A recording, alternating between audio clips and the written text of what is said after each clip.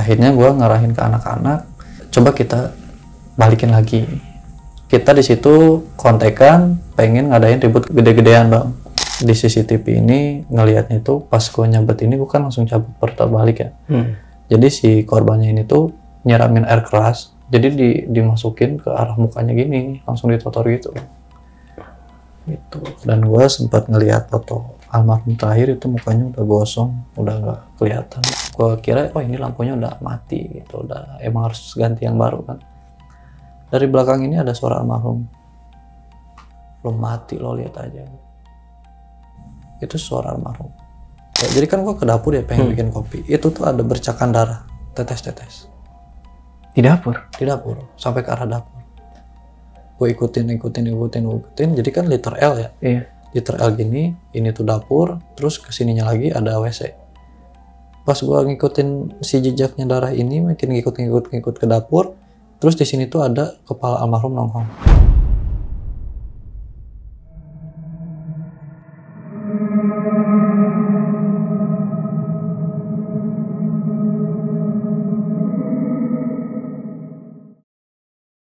Halo Sobat OTM, balik lagi bersama gue Nardi di obrolan tengah malam. Semakin malam, makin seram.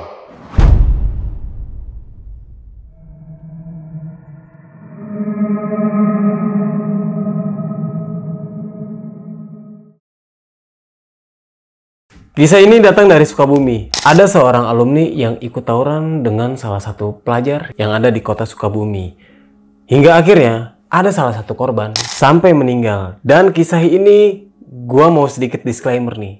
Jangan pernah dicontoh tentang perilaku narasumber kali ini. Dia cuma ingin membagi sebuah kisah pengalaman di tahun 2021-nya. Penasaran nih dengan siapa narasumbernya? Langsung aja kita sapa. Selamat malam Bang Reza. Malah bang. Apa kabar nih Bang? Alhamdulillah baik. Oke Bang, terima kasih nih. Jauh-jauh datang dari Sukabumi. Iya. Ke Bintaro nih, cuman mau membagikan sebuah kisah pengalaman yang bener-bener, wah ini hikmahnya banyak banget sih Bang. Berkesan lah bang. Iya. Pembelajaran yang menurut gue yang paling berkesan gitu bang. Oke. Nah, kenapa lu bisa melakukan sesuatu seperti itu sih? Sampai, ya mohon maaf ya, korban ini meninggal dunia. Mungkin kalau misalkan awalnya kan dari adik kelas mungkin. Karena gue ini di sekolah ini kan dari dulu tuh sering dijajah sama abang kelas ya. Jadi kalau misalkan apa-apa tuh yang diandelin gua gitu kan. Terus gua dimarahin lah gitu kan sama abang kelas karena ada pihak adik kelas gua yang meninggal. Gitu. Terus banyak adik kelas gua juga yang kayak diinjek-injek lah gitu kan harga dirinya. Nah gua ini sama abang kelas, terus kebetulan almarhum ini tuh salah satu rival gua dari dulu, gitu. Jadi kita sama-sama alumni. Kita ketemu lagi di jalan. Mungkin dia juga posisinya emang sama-sama panas lah ya. Iya. Nah, ketika almarhum ini meninggal, sempat mengalami kejadian teror nih. Berapa lama sih? Kalau di teror itu 2 bulan lah, kurang lebih 2 bulan. 2 bulan? 2 bulan berarti 60 hari? Iya, 60 hari. Wah. Kuat banget loh. Perjuangan sih bang, perjuangan banget. Dan gue itu yang paling nyesel ya bang ya, nyesel banget gitu kan udah ngelakuin kayak gini. Terus ya mungkin banyak pembelajaran ya bang. Iya. Oke, mungkin ditahan dulu nih Bang Reza untuk ceritanya.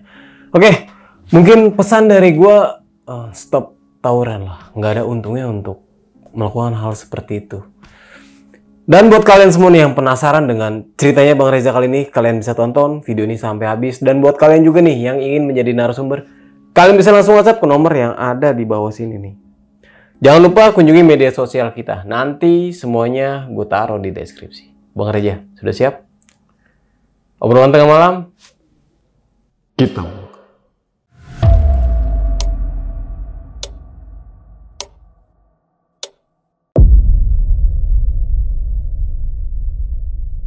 Oke Bang Reza, gimana tuh awal ceritanya? Awal ceritanya tuh gara-gara mungkin ya namanya anak muda ya, masih zaman-zamannya nyari jati diri. Oke. Terus emang sempat ada problem juga masalah adik kelas mungkin. Jadi adik kelas gua tuh dibawa apa ya, kalau aja anak STM tuh nyebutnya tuh diculik sama anak STM-nya dia gitu. Terus si anak STM ini tuh posisinya tuh dibawa ke tongkrongannya dia.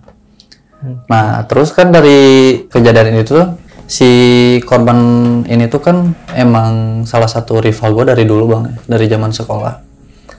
Nah, kebetulan kita ini udah dari setelah lulus sekolah ini belum pernah ketemu sama si rival ini.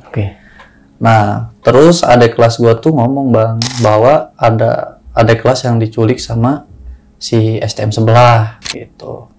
Jadi gue gak bisa nyebutin nama STM-nya bang. Nah, akhirnya ngontek ke gue bahwa dari pihak sana tuh banyak alumninya, dan dari sana tuh alumni tua, bahkan lebih tua dari gue. Jadi kalau anak STM tuh ada yang namanya tuh ulang tahunnya hari STM-nya gitu. Nah, jadi anak-anak gue tuh pengen nih ngacak-ngacak ke sana.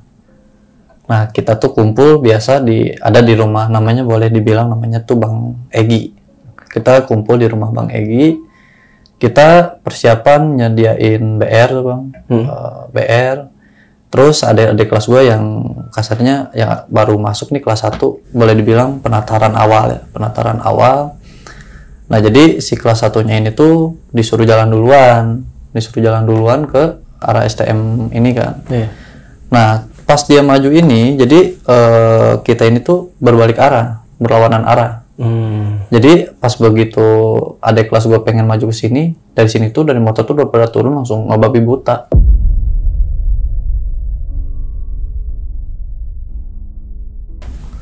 Dan di situ ada adik kelas gue tuh korban 4 orang, di sininya tuh pisau mungkin. Jadi nancep di sini. Nah, terus adik kelas gue dibawa ke 24 jam, di situ 24 jam tuh nolak.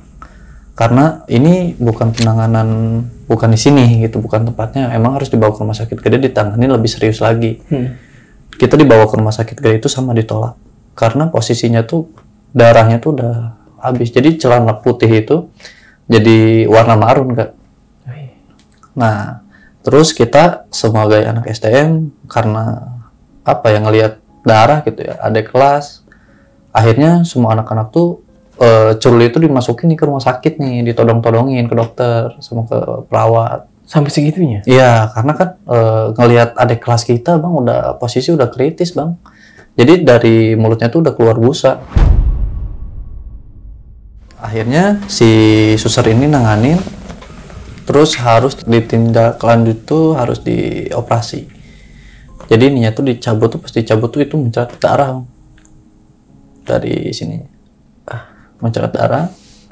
Terus dioperasi, datang keluarganya, terus di situ ada beberapa polisi juga kayak minta keterangan. Akhirnya ada beberapa adik kelas gue yang ikut ke polsek terdekat, terus di BAP gimana kejadian awalnya. Terus dari situ gak lama kemudian adik kelas gue tuh nyatain udah meninggal dunia bang. Akhirnya kita datang ke acara pemakamannya, terus kita ikut ngaji juga. Terus ada beberapa anak juga yang ditahan kan karena meminta keterangan lebih lanjut lagi. Nah, terus dari pas kejadian malam ini tuh, kita ini sama adik-adik kelas kita tuh ngadain partisipasi lah gitu kan buat orang tuanya. Terus ada celetukan nih adik kelas gua, bang, kita mau balikin nggak gitu. Mungkin dari posisi ini bukan momen yang tepat buat kita ngebales dendam ke sana kan. Akhirnya kita bubar dulu karena emang situasinya masih panas, gak mungkin juga kita sekarang ngadain ribut gede-gedean. Nanti kita atur waktu lagi, gua kontek-kontekin tuh alumni-alumninya, pokoknya kata gua yang nyepetin pisau ke bagian dekat matanya itu siapa. Akhirnya gak ada yang ngaku, terus diselidikin sama polisi itu, ternyata yang nancebin itu tuh alumni.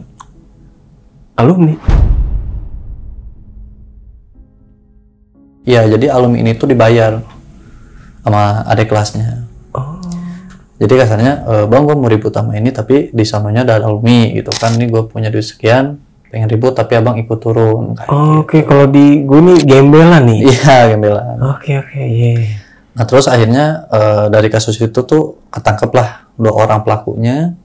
Terus kita ini jadi kasarnya pengen ngebalikin, karena yang meninggal ini, almarhum ini cukup punya nama gitu kan di STM-nya. Jadi kalau di STM tuh mungkin udah banyak jasanya di STM lah gitu. Emang namanya udah kedengeran di mana-mana. Terus akhirnya kita ini nggak ada rencana mau ribut. Nah si adik kelas gue ini tuh lewatlah ke arah STM-nya dia. Itu posisinya pulang sekolah dan nggak ada ribut apa-apa, nggak ada janjian atau gimana.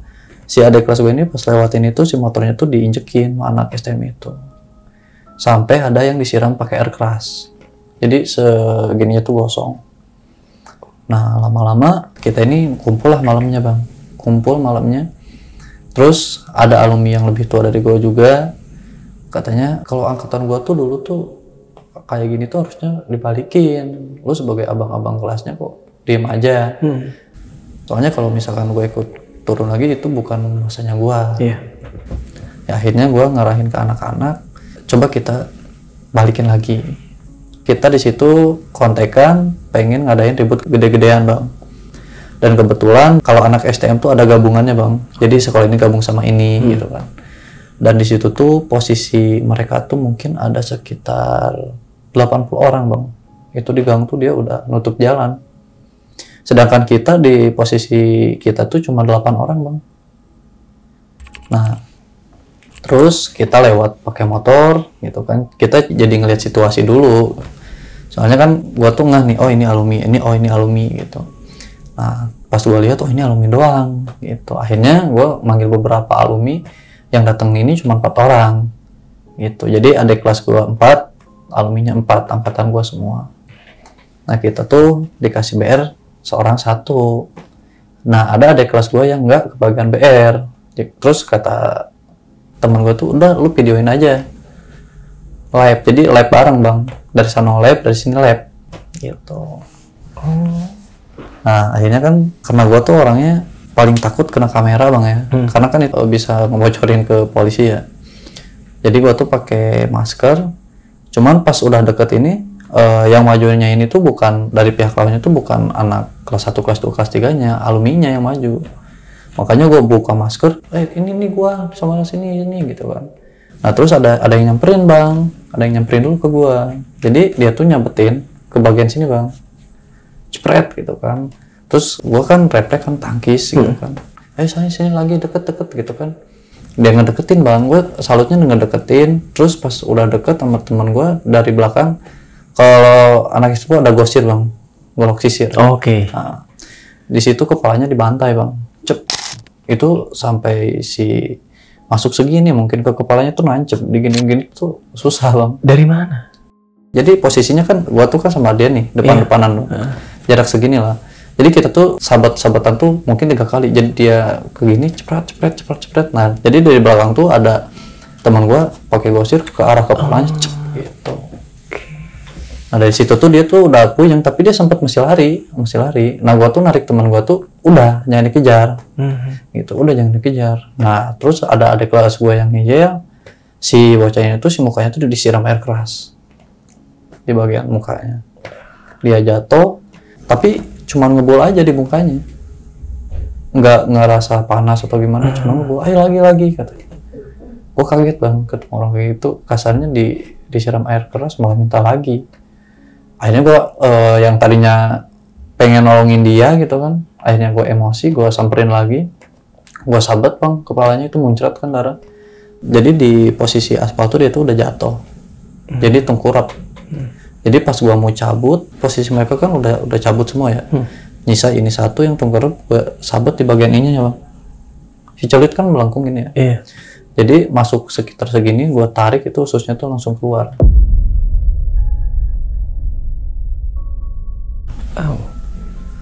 Terus gue yakin itu pasti mati gitu. Karena si sweater gue tuh yang abu-abu tuh langsung bercak darah. Nah dari situ gue yakin itu pasti mati. Tapi dia masih lari sambil ini ususnya gini bang. Dia lari ke arah rel kereta. Nah kita ini itu posisi ribut tuh jam 1 bang. Terus yang bersangkutan 8 orang kita bubar. Jangan ada yang diam di rumah. Kita baru mau bubar bang. Kita baru pulang ke rumah. Gue ngomong ke orang tua mah, aku tawuran terus ada korban sampai meninggal.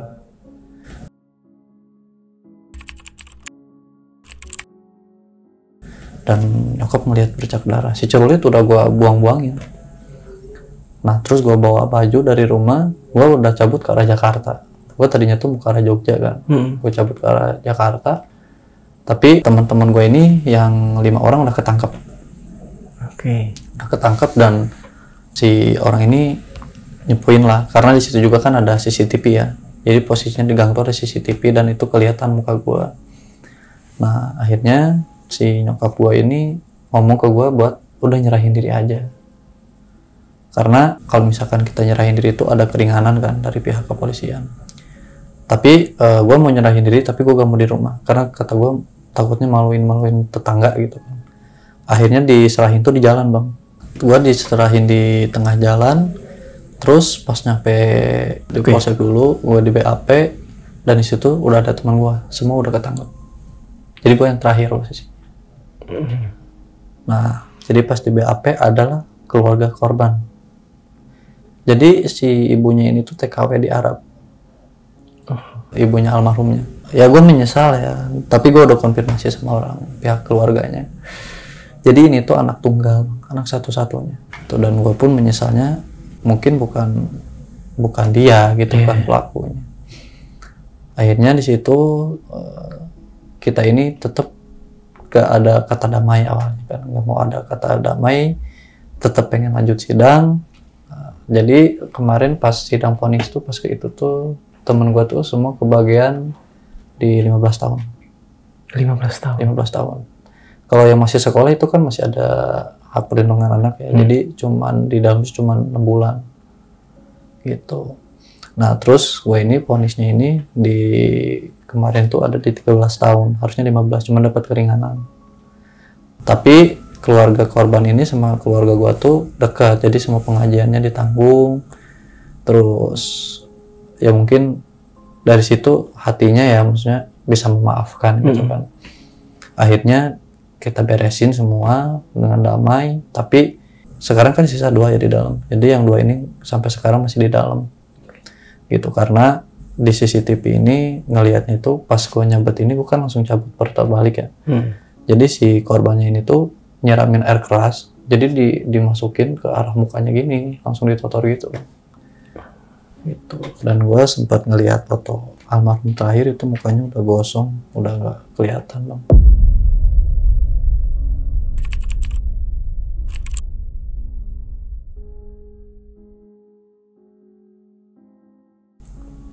Nah, terus 3 bulanan di dalam. Nah, di 3 bulan ini tuh selama di dalam ini hidup gua tuh gak pernah tenang, bang. Maksudnya gimana nih? Gak pernah tenang. Awalnya gua tuh dimimpiin, bang. Dimimpiin. Di dalam mimpi ini tuh muka almarhum, tapi dari mukanya ini tuh muka pucat, terus matanya tuh udah hitam. Dia cuma ngomong, lu bakalan tahu akibatnya. Balikin barang gua. Nah, di situ dari pertama mimpi itu kesininya gue ini tidur tuh jadi takut bang, jadi takut. Makanya gue selama di dalam ini sholat, ngaji. Nah terus yang teror kedua ini tuh di lapas tuh kan kamar mandi tuh sempit banget, sempit banget.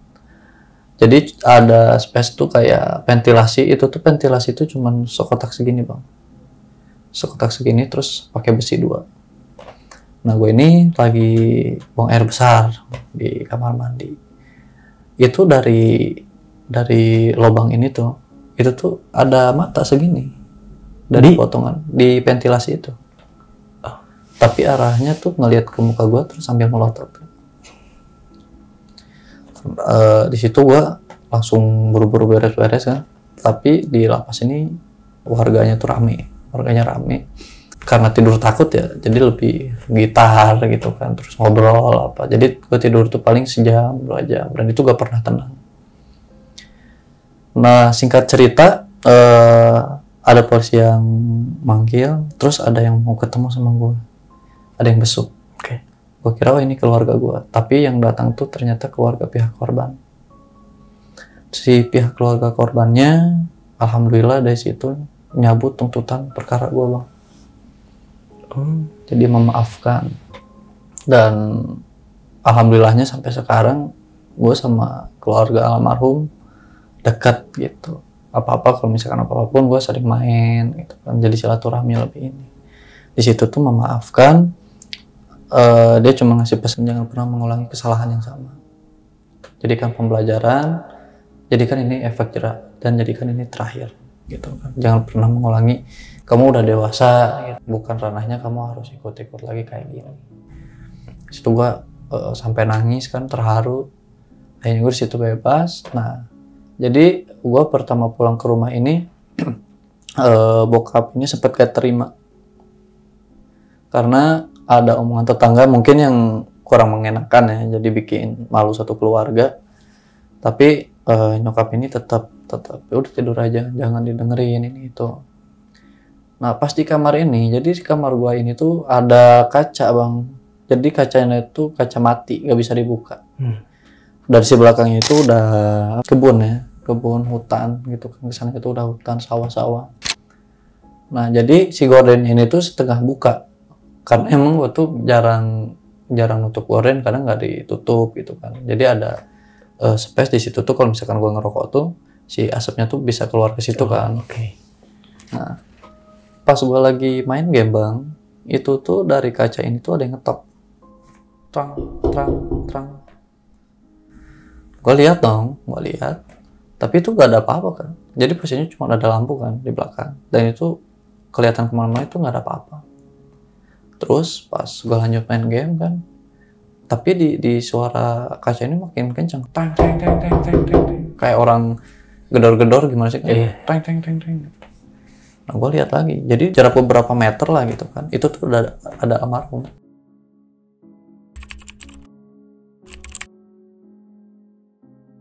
Ada almarhum, tapi posisinya itu emang yang gue lihat terakhir kali itu pas gue nyempetin. Itu udah darah doang, mukanya itu udah gosong. Dia cuman kayak gini terus nunjuk ke arah gue. Nah dari situ gue ini berhalusinasi apa gimana gitu kan. Karena setiap orang kalau misalkan mempunyai masalah pasti kadang kebawa mimpi ya, masalahnya apapun itu. Terus akhirnya gue di situ kayak memperbaiki sholat, ngaji gue diperbaikin semua. Sehari 2 hari ini aman, nggak ada neror ini itu. Oh mungkin kemarin gue ngerasanya ini mungkin gue sugesti aja gitu kan, apa gue cuman halusinasi atau gimana. Terus gue ini dari 2 hari ini tuh main ke rumah teman. Jadi teman tuh kayak ngerayain bikin tumpang lah gitu, bikin tumpang. Nah total anak-anak gue tuh ada sekitar 30 orang. Cuman makin malam itu makin sepi. Jadi misalnya cuma alumni tuanya doang nih. Jadi kita tuh di situ tuh cuman berempat. Terus kita tuh kayak main game bareng lah, mabar bang. Dari pinggir itu kan rumahnya tuh masih kayak ini ya bang, dari bambu itu. Rumahnya panggung. Dari bawahnya ini tuh ada bau amis darah. Nah, jadi yang pertama nyium itu abang kelas gua, alumni tua kan. Ini nyium bau ini nggak sih, bau amis katanya kan. Nah terus si teman gua ini ngeliat lah, oh ya bang gua nyium baunya. Tapi gua nggak peduli gitu kan, maksudnya kayak cuek lah lagi asik main game. Nah terus dari situ udah nyium bau amis tuh lanjut lagi malah main game gitu kan. Nah terus dari pintu luar ini, karena kan itu tuh rumahnya tuh emang posisinya nggak ada siapa-siapa ya, orang tuanya nggak ada. Dari pintu luar ini tuh ada yang ketok-ketok.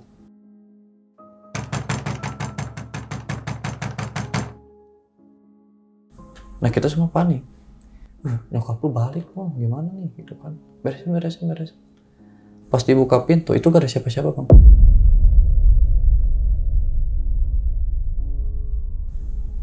Iya, gak ada siapa-siapa. Tapi pas gua keluar, gue ngelihat almarhum di atas. Jadi itu tuh rumahnya tuh kan tangga ya. Jadi kayak ada bukit. Itu gue ngelihat almarhum di atas. Dan masih pakaian yang sama.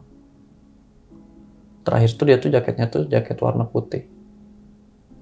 Di sini tuh emang udah darah doang marun. Dari situ gue ini kok ngelihat lagi gitu bang, pikiran gue. Nah terus kebesokannya gue ini ada inisiatif pengen ke makamnya almarhum. Gue pengen minta maaf gitu kan, gue pengen ngajiin. Terus gue kesana datang sama teman gue ngaji, terus gue minta maaf kan, kata gue salah, gue minta maaf gitu, dan gue juga nyesal gitu kan. Ya mungkin ini pembelajaran yang paling berarti di hidup gue kayak. Nah terus dari situ gue balik, pas maghrib ini bang, gue ini pengen ke rumah teman gue. Terus pas habis maghribnya tuh gue tuh ke warung dulu nih bang, karena di sana tuh kan apa ya disebut kalau kampung enggak sih, jadi lebih kalau misalkan ke jam 7 tuh udah sepi kalau di sana. Nah gue dari warung sendirian, gue ngeliat ke spion tuh ke arah belakang, itu ada almarhum di belakang gue.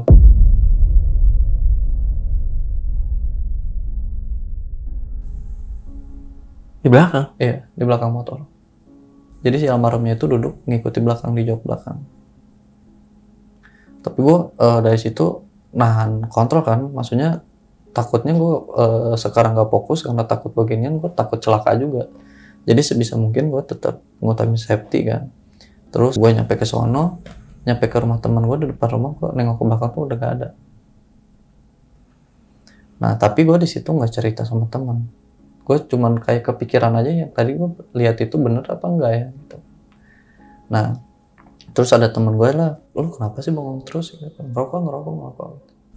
Nah terus gue ngerokok, gue tuh lagi ngerokok terus kayak ngelamun gitu kan, emang lagi enak ngopi lah gitu. Terus gue ngelihat ke arah kaca, itu tuh almarhum tuh lewat, tapi itu pelan banget, dia tuh ngelewat ke arah kaca. Dari situ gue makin jadi bang, gue yakin nih gue digentayangin nih pikiran gue. Nah dari situ gue ini akhirnya sedikit ceritalah ke nyokap. Kata nyokap gue, ya mungkin itu kesalahan kamu gitu kan, itu halusinasi lah ya, mohon maaf ibaratnya orang yang udah gak ada di dunia gak mungkin kembali lagi bang gitu kan. Terus dari situ gue disuruh udah perbaikin aja sholatnya, terus jangan percaya sama hal-hal yang kayak gituan. Akhirnya gue ini di situ tuh pengen nih gitu kan ngirimin doa buat almarhum gitu. Gue ngirimin doa buat almarhum, tapi pas gue lagi tengah-tengah ngedoa ini si lampu ini mati.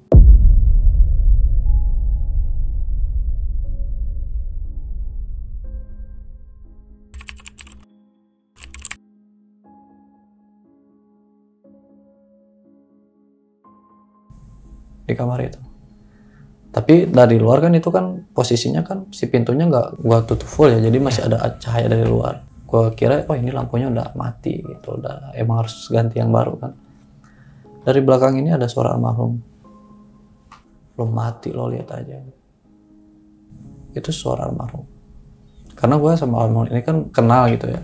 Dari kelas 3 SMP gitu sampai lulusnya, dan gue itu sama almarhum ini nggak pernah rapi kalau di jalur. Dan gue tuh jelas banget itu ngedenger suara almarhum kayak gitu, lo lihat aja lo pasti mati. Dan gue minta pengen dibalikin barangnya, dan gue pas ribut itu nggak ngambil HP-nya dia, nggak ngambil motornya dia, kan gue langsung cabut. Nah dari situ gue cerita lagi ke nyokap, dan gue di situ gak berani tidur sendiri. Akhirnya gue tidurlah di ruang tengah di sofa.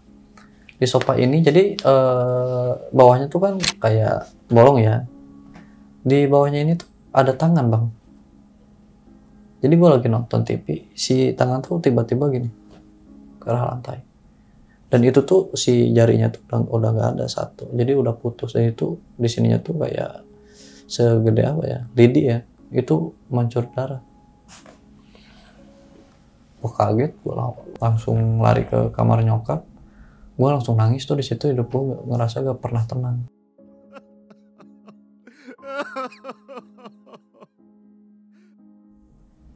Akhirnya kebesokannya nyokap gue ini manggil ustadz. Jadi sama ustadz ini tuh kasarnya pengen diruqyah lah gitu, pengen biar lebih bersih lagi lah. Akhirnya dimandiin. Kata si ustadz ini tuh, kamu ini pas ribut ini berapa orang, jadi ditanyain kan detail.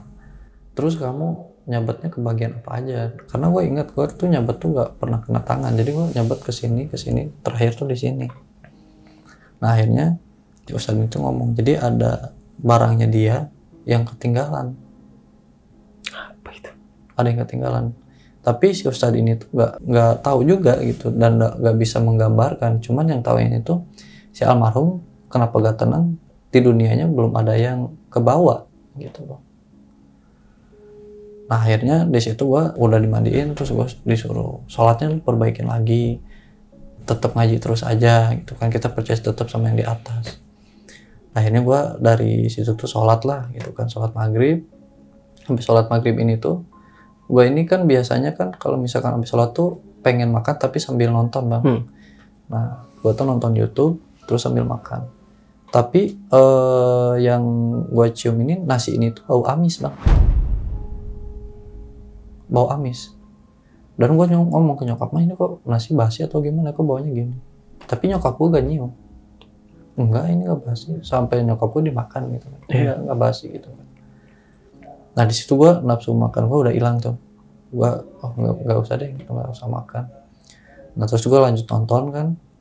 Nah gue tuh gak kerasa nonton tuh udah jam 9 nih Bang. Akhirnya gue sholat isya.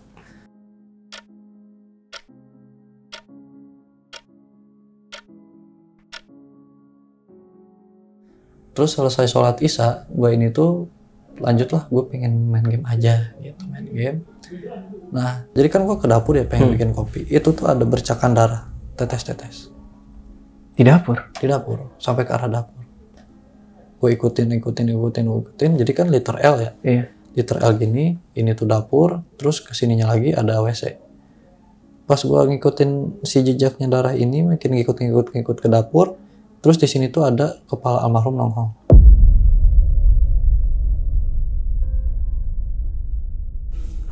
Kepalanya nongol kan.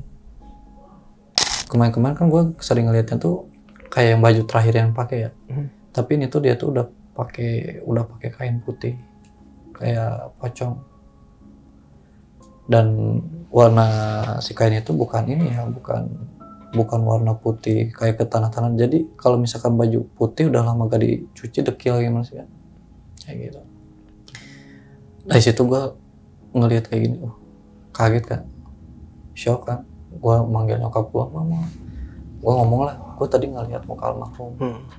Tadi dia nongol, jadi di tembok. Jadi dia tuh ngeliatin cuma segini aja, gak full. Jadi ngeliatin segitu.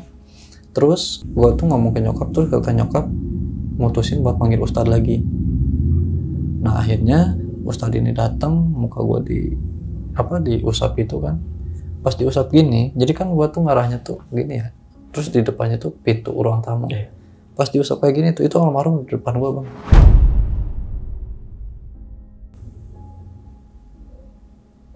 Dengan posisi si ususnya tuh udah berantakan ke bawah. Jelas banget. Dari situ gue gelap, gue pingsan. Gue bangun-bangun tuh pagi. Dan pas gue bangun-bangun itu, semua keluarga gue tuh udah kumpul semua.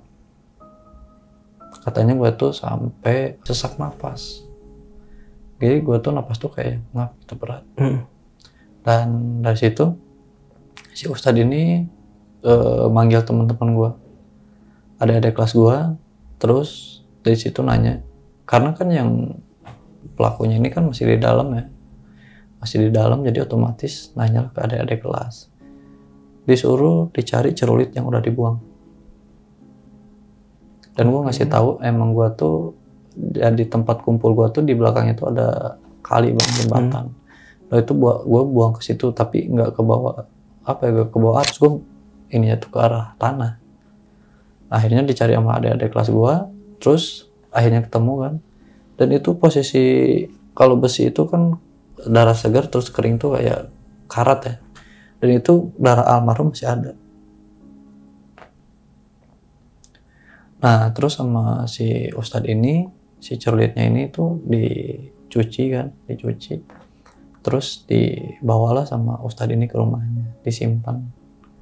Nah gue mikirnya tuh, oh mungkin ini nih sebabnya gitu kan, makanya gue mudah-mudahan setelah barang ini keambil dan udah diamanin, gue mudah-mudahan tenang. Dan pas itu kan sempat ke check up di berita ya, itu sempat naik berita bang di sana lah gitu kan, sejauh barat itu udah naik beritanya, dan cuman BB ini yang nggak ketemu barang bukti ini, yang celurit yang gue pegang itu. Akhirnya disimpan sama Ustadz. Dari situ hidup gue tuh kayak, wah gue lega nih gitu kan, mudah-mudahan nggak ada sampai teror meneror lagi. Tapi ternyata yang pikirannya gue kayak gitu ternyata salah bang.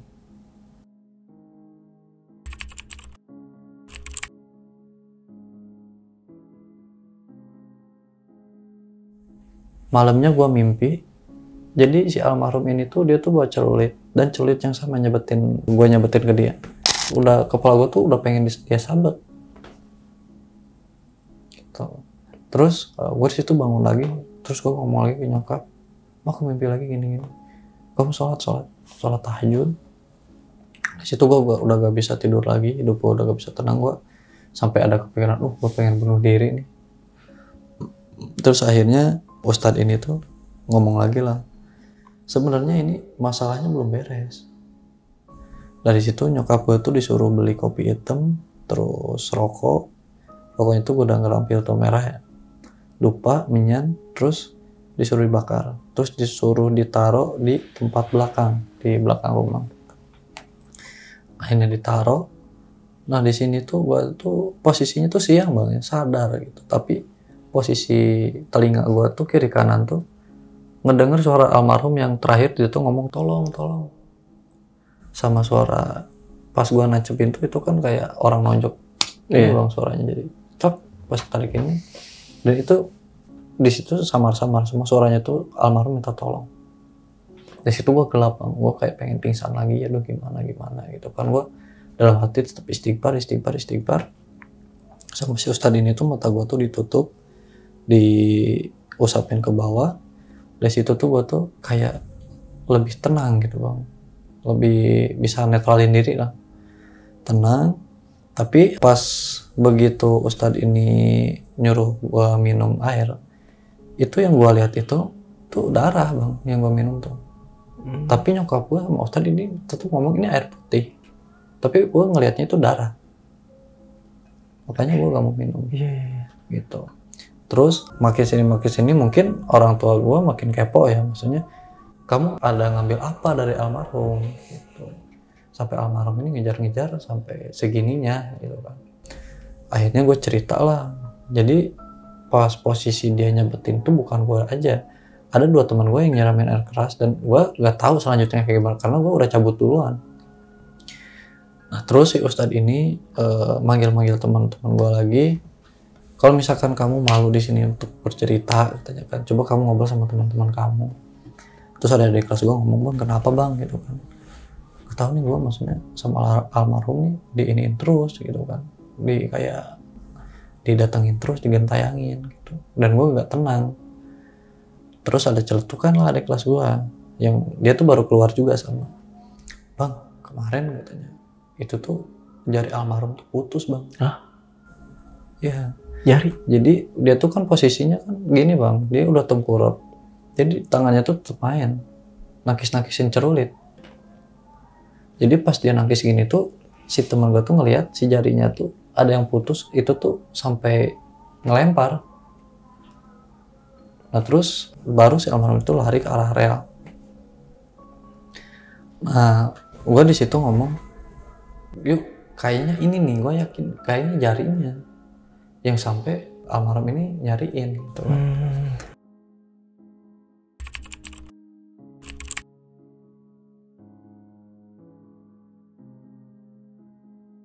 Gue cari-cari bang, itu gue proses 2 hari itu gak pernah ketemu bang jari.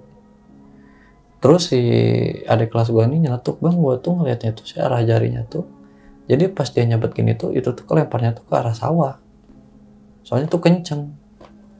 Jadi yang jarinya ini yang putus ini 2, jarinya 2 yang putus, terus ininya udah habis, nyisa tulang doang. Akhirnya si adik kelas gue tuh nyari ke arah sawah-sawah, dan pas dilihat tuh udah ketemu, dan si jarinya tuh udah pucet banget lah, sama si uratnya tuh masih ada. Akhirnya dibungkus pakai tisu kan, masukin ke kresek, dibawa ke Ustadz. Tapi yang satunya lagi belum ketemu bang, cuman baru ketemu satu doang. Nah akhirnya karena kita capek, gak mungkin nyari-nyari terus kan, akhirnya kita istirahat, bubar dulu, terus ngerencanain besok kita cari lagi, itu kan kita istirahat dulu. Nah terus gue lagi makan biasa di ruang tamu. Nah si nyokap gue ini tuh ada acara pengajian kan, pengajian tetangga. Nah gue sendiri di rumah, bokap gue gak ada lagi kerja. Nah ini pas gue lagi makan ini, itu tuh almarhum tuh dari pintu luar bang, ada ngeliatin ke gue. Cuman mukanya tuh nggak gosong bang, jadi dia tuh mukanya bersih, matanya yang ininya tuh hitam, jadi cuma kelihatan hitamnya aja. Terus dari jarinya ini emang udah putus. Nah akhirnya gue ini cuman bisa ngeliatin dan nggak bisa ngapa-ngapain bang, kayak mau jalan nggak bisa gitu kan, udah lemes, cuman bisa ngeliatin aja. Tapi si almarhum ini tuh kayak apa ya, makin jauh makin membiru bang, kayak makin transparan. Dari situ hilang. Nah terus dari situ gue kayak jadi udah terbiasa nih bang diganggu nih. Akhirnya gue ngomong ke nyokap, aku tuh ngeliat almarhum di pintu kayak begini kamu sholat gitu. Akhirnya mungkin nyokap gue karena ikut takut ya, akhirnya manggil Ustadz. Tadi diceritain lah, tadi gue ngeliat kayak begini. Ustadz ini ngomong, coba kamu sekarang sholat dulu itu kan, terus kamu nanti bacain beberapa ayat yang nanti dikasih gitu kan. Gue bacain. Nah pas selama gue bacain ini, gue tuh baru sadar, baru ngeh ya. Jadi gue tuh kan kalau sholat tuh kan ngadepnya tuh ke kaca ya. Pas gue selesai ngaji itu, gue tutup buku, itu tuh almarhum lagi ngeliatin gini, tapi segini doang.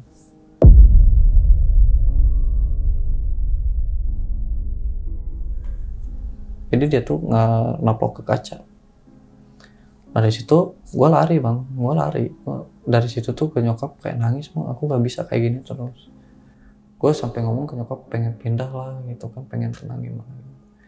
Nah kebesokannya gue sama teman gue ini tuh ngelanjutin buat nyari jarinya dia. Dan itu tuh kita baru nyampe ke TKP ya, nggak nyampe 10 menit itu si jarinya tuh ada. Jadi di kehalangan sama batu-batu rel kereta api gitu. Dan itu pun nggak sengaja ketendang sama di kelas gue itu ada jari kelihatan, tapi posisinya tuh udah setengah tulang. Jadi udah mungkin ada yang ngegerogotin atau gimana ya binatang, tapi udah pokoknya tulangnya tuh udah kelihatan. Dibawa ke ustadznya, terus sama si ustadznya ini tuh dikuburin persis di samping kuburannya almarhum. Nah dari situ gue berharapnya dari apa yang udah gue lakuin ini tenang gitu, dan gue aku salah gitu kan, tapi gue juga pengen hidup tenang, gak mau diganggu terus.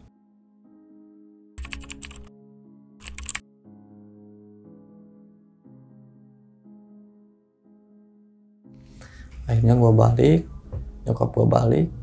Nah terus gue ini di rumah ini karena mungkin capek ya ngelamun gitu kan, yang beberapa belakang ini gue lewatin ini tuh benar gak sih gitu kan. Tiba-tiba nyokap gue ini dari dapur ini teriak. Terus gue samperin, pas gue samperin ini, nyokap gue ini tuh posisinya udah pingsan.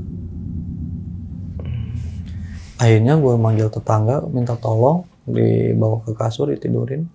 Terus pas sadar ngomong, nyokap gue ini tuh ngelihat sosok almarhum. Karena kan dia sempat ngelihat ya, almarhum pas di rumah sakit terakhir kali ini. Jadi almarhum ini dia tuh berdiri di dekat WC tapi mukanya tuh udah gosong semua. Nah akhirnya ustadz ini di rumah tuh ngelakuin pembersihan rumah. Jadi kayak diciprat-cipratin air kayak gitu kan. Terus dari situ mudah-mudahan katanya ini jangan sampai nih kejadian lagi kayak gini. Nah terus malamnya pasti ada aja bang gangguan kayak bau amis kayak gitu kan, amis darah. Kebesokannya ini ada pihak keluarga korbannya main ke rumah bang, main ke rumah. Terus mungkin dia sempat dengar dari beberapa teman gue kali ya, soalnya gue cerita kesini pasti simpang siur pasti nyampe. Terus nyokapnya ini nanya, Bu sama ke Mas Eja selama almarhum nggak ada sempat didatengin nggak? Di situ karena gue gak enak ya ngomong sama nyokapnya. Akhirnya nyokap gue yang ngejelasin sama teman-teman gue. Ternyata yang diterorin itu bukan kita aja, ternyata termasuk nyokapnya. Keluarganya sendiri? Ya. Jadi nyokapnya ini dia kan TKW, jadi pas penguburannya pun nggak ngelihat. Dia pulang itu di rumah ini tuh lagi ngeliatin foto almarhum, tapi pas dia ngeliat ke kamar ini, almarhum ini ada lagi duduk di kasur kayak gini, tapi raut mukanya sedih gitu. Terus kita ceritain semuanya, akhirnya di situ tuh ngadain lah pengajian buat almarhum kan, ngadain acara pengajian. Terus kebesokannya kita nyekar ke makamnya, bahasanya didampingi sama ustadz ini. Akhirnya gue balik lah gitu, balik. Nah gue ini dari kuburan ini mungkin capek langsung tidur karena kan emang yang pertama kurang tidur ya semenjak kejadian ini. Gue tidur, gue mimpi almarhum. Almarhum tuh ngomong, makasih udah tolongin gue, cuman tolong cariin irisan kuping gue. Kuping? Ya, jadi kupingnya tuh kesebet. Gitu. Jadi tolong cariin. Nah, makanya gue di situ kayak dapat kunci gitu kan, gambaran oh ini nih gitu kan yang gue ini. Akhirnya gue kebesokannya kontak teman-teman gue, tolong cari ini irisan kuping. Dan si irisan kupingnya ini tuh akhirnya tuh ketemu di kayak ada selokan kecil gini bang. Itu tuh di situ posisinya. Gak gede bang, cuma sedikit abang, segini lah. Bener-bener kuping utuh. Iya, jadi kulit ininya bang. Jadi ketepis. Oke. Akhirnya sama si ustadz ini samalah dikuburin lagi di tempat persis di pinggir kuburannya. Dari situ gua ini pas acara ikut nguburin apa ya dari pisah badannya gitu kan. Akhirnya gua ini kayak ngelihat almarhum dari sana, tapi itu tuh kayak apa ya, kayak bayangan bang, kayak bayangan. Tapi almarhum ini tuh udah putih bang, bersih banget. Dia tuh cuma ngeliatin ke gua, terus kayak ngasih senyuman tipis kan. Nah, terus akhirnya gue ini ngopi lah ke rumah teman gue. Teman gue sempet nanya-nanya, lo kenapa kemarin gini-gini, denger-dengar gitu kan. Kata gue udah gak mau ngebahas ini gitu kan. Ya udah. Nah, akhirnya gue ini jadi di sofa mungkin ya karena nyaman. Akhirnya ketiduran, itu tuh almarhum datang senyuman, tapi meluk gue bang, makasih gitu kan udah bantuin gue cuma nitip nyokap. Dan dari situ gue sering ngobrol sama nyokapnya gitu kan, terus gue cerita gue mimpi almarhum kayak gini. Orang tua almarhumnya ini tuh malah lebih sayang ke gue bang, jadi kayak nganggep gue tuh anaknya. Makanya gue bersyukur banget lah gitu kan. Dari kejadian itu nggak ada muncul lagi sih bang, dari setelah semua dari badannya yang hilang itu ya, terus dikuburin di sampingnya, dan yang itu terakhir tuh gue mimpi almarhum meluk gue dan ngucapin makasih. Oke nih Bang Reza, ini kan kejadiannya di tahun berapa sih? 2021-22. 2022. Pokoknya pas covidnya tuh. Iya. Zaman ya tawuran lagi meningkat-meningkatnya. Dah di Sukabumi pun juga sama seperti itu. Ya sama. Karena di Sukabumi pun ada beberapa STM ya lumayan banyak. Oke. Dan mungkin yang ternama lah ya. Ya boleh dibilang kayak gitu. Oke. Nah kejadian ini biasanya kan kalau misalnya orang-orang yang ikut tawuran atau pelajar yang ikut tawuran pasti memiliki sesuatu di belakang tubuhnya. Ya makanya anak STM yang bilang, gua mah murni gitu kan. Gua mah gak pasang. Wah mustahil sih. Rata-rata anak STM pasti pasang. Pada saat lu sempet make juga nggak? Sempat. Apa itu? Ke Wapak sih. Wapak. Gimana prosesnya? Jadi wapak ini tuh kayak dipasang bang sama. Jadi si ada apa ya kayak Arab gundul kayak gitu kan, isim itu ditaruh di dompet. Bukan ditanam di dalam tubuh? Enggak. Kalau ditanam dalam tubuh tuh itu namanya kadang kalau anak STM tuh dibilangnya mutih bang. Mutih. Jadi kadang kalau anak sekarang kan pengen yang simple ya gitu kan. Apalagi sekarang anak-anak sekarang yang beli wapak katanya di Shopee. Lah, iya di online. emang ada? Iya makanya gue nggak masuk akal bang gitu. Makanya dibego-begoin anak zaman STM sekarang tuh. Kalau zaman gue kan misalkan ngisi ke sini gitu kan, terus ada beberapa isyarat juga yang harus gue jalani. Puasa mutih kayak gitu. Oke. Nah pada saat lu tuh maksudnya ditaruh di dompet atau ditanam di tubuh? Kalau di tubuh sih gue mungkin lebih nyimpen ke apa ya, buat jaga-jaga mungkin ya. Cuman gue tuh ada pelapisan di wapak. Oke. Karena gini bang ya, semua orang punya nih ilmu kebal, tapi orang ini juga mungkin lebih pinter sih, BR-nya kadang diisi dulu gitu. Jadi misalkan nih abang kebal nih gitu kan, nah saya ini punya cerulit nih yang bisa nembusinnya. Oke, senjata yang bisa nembus ya. Oke. Jadi semua orang pasti ada titik kelemahannya. Gitu. Nah, rasanya gimana sih? Jadi kalau misalkan ya, selama gue ngerasain ya, karena kan gue sama guru gue ini dikasih pesen jangan pernah sombong dan jangan pernah lu sesekali takabur gitu kan, apalagi di luar batasan. Oke. Nah untuk awal-awal ini gue ini karena percaya nggak percaya ya, pas pertama kali dibacok gitu ya, tembus bang, tembus ini nih, ini si ceru itu sempat nancep di urat nadi, sama ini hampir diamputasi sama ini. Itu posisinya baru beres diisi, tapi kata gue kok tetap jebol gitu. Nah terus makin sini ternyata kasarnya gini ya, kalau misalkan kita gak percaya, gak sehati, ya itu gak akan ini bang, itu gak akan nerap ke badan. Berarti benar-benar harus percaya gitu ya. Terus untuk pas yang kedua kalinya gue nyobain ribut, tapi gue percaya diri nih, gitu kan, gue santai. Terus gue pertama kali disabet tuh di bagian kepala, itu pakai kelewang bang, sekaki gue apanya, disabet ke kepala gitu kan. Gue cuman ayo lagi. Nah dari situ apa ya, rasanya kayak kalau pakai lidi dicepret gimana sih bang? Cuman kayak apa ya, nggak kerasa gitu, paling ada ini merahnya doang gitu. Yang penting maksudnya nggak tembus ke kulit gitu ya? Enggak tembus. Oke. Nah ketika lo melakukan sesuatu yang mungkin tawuran ini, lo kan pasti bisa mengambil apa ya, bisa dibilang resikonya itu bakal tinggi, atau kenapa sempat kepikiran nggak sih seperti itu? Mungkin ada kepikiran seperti itu, ada. Tapi ini bang ya, kalau misalkan usianya dulu ya, usia dulu mungkin lebih ke gengsi bang, pengen nyari jati diri. Berarti nggak ada yang kepikiran ketika lu udah ngebunuh tuh bakal seperti apa?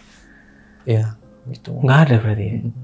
Jadi gini bang, kalau gua tuh ngelihat kadang ya, kalau angkatan gua tuh sebenarnya nggak sampai ada yang ngebunuh bang, kalau angkatan gua ya. Jadi kalau angkatan gua tuh sekali bacok udah cabut tinggalin gitu.